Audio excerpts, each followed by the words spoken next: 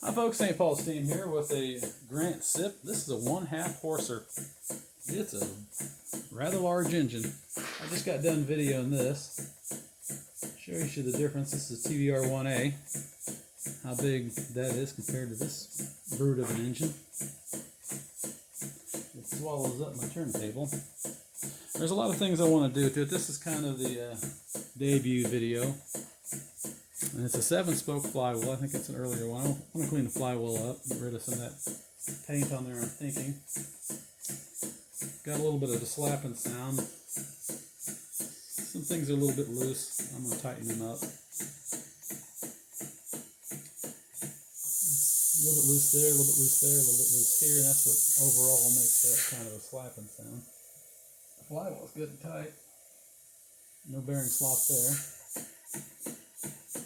So we'll work on that. It's got an 1.5-inch walnut plinth that's on it. It's a big old thick piece of wood. Beautiful piece of wood too.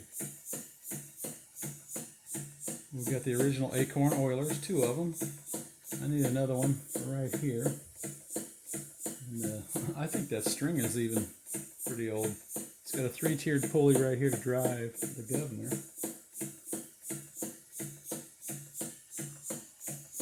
I'll tackle this before too long.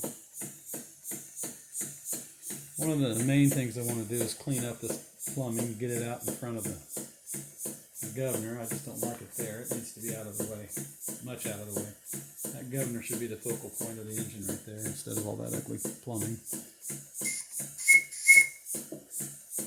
Got a nice brass whistle. I do like that. I'm going to retain that just somewhere else. Speaking of it, I had a fellow ask me about that governor. Let's take a look at it. That's the stock engine.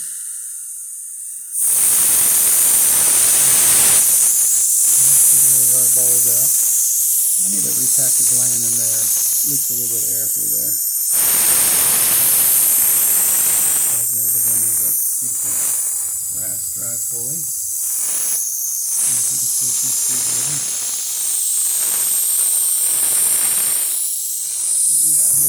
Clean up all that plumbing there and make it something a little more decorative. But I kind of wanted to shoot this before video, a nice good one.